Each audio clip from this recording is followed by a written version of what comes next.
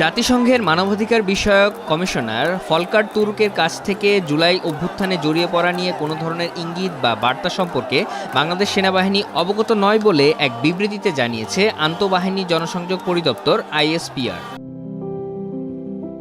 10 March আইএসপিআর-এর ওই বিবৃতিতে বলা হয়েছে, সম্প্রতি দেশের বিভিন্ন গণমাধ্যমে বিবিসি ওয়ার্ল্ড সার্ভিসের সমসাময়িক বিষয় নিয়ে সাক্ষাৎকার ভিত্তিক অনুষ্ঠান হার্ড টকে গত বছরের জুলাই আগস্ট মাসে ছাত্র জনতার আন্দোলনে বাংলাদেশ সেনাবাহিনীর ভূমিকা সম্পর্কে জাতিসংঘের মানবাধিকার বিষয়ক হাই কমিশনার ফলকার তুর্কের মন্তব্য নিয়ে একটি সংবাদ প্রচার করা হয়েছে।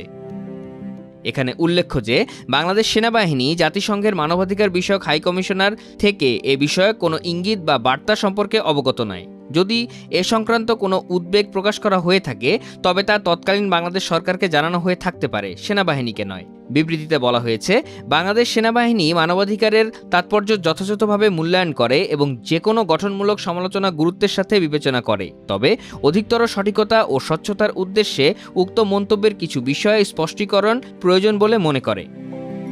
বাংলাদেশ সেনাবাহিনী জাতীয় নিরাপত্তা নির্দেশিকা অনুযায়ী কাজ করে এবং সবসময় আইনের শাসন ও মানবাধিকার নীতির প্রতি শ্রদ্ধা বজায় রাখে বলে উল্লেখ করা হয়েছে বিবৃতিতে।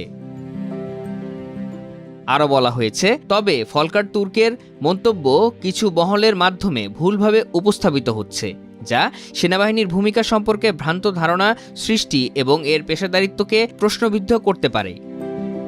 এর আগে ব্রিটিশ গণমাধ্যম বিবিসির হার্ড টক অনুষ্ঠানে জাতিসংঘের মানবাধিকার বিষয়ক হাই কমিশনার ফলকার তুর্ক বলেছিলেন, জুলাই আগস্ট আন্দোলনের সময় বাংলাদেশের সেনাবাহিনীকে সতর্ক করেছিল জাতিসংঘ। বলা হয়েছিল, যদি সেনাবাহিনী আন্দোলনের সহিংসতায় জড়িয়ে পড়ে তবে তাদের জাতিসংঘ শান্তিরক্ষা মিশনে অংশগ্রহণের সুযোগ বন্ধ হয়ে যাবে। তুর্ক বলেন, আমরা সেনাবাহিনীকে সতর্ক করেছিলাম, যদি তারা জড়িয়ে পড়ে তাহলে আর শান্তিরক্ষা মিশনে অংশগ্রহণকারী হিসেবে থাকতে পারবে না।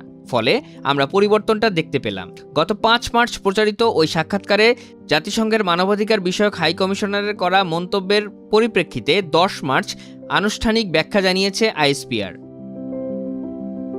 বিবৃতিতে আরও বলা হয়েছে, 2024 সালের জুলাই আগস্টের আন্দোলনের সময় সেনাবাহিনী জনগণের পাশে দাঁড়িয়েছে এবং কোনো পক্ষপাত বা বাহ্যিক প্রভাব ছাড়াই জননিরাপত্তা নিশ্চিত করেছে।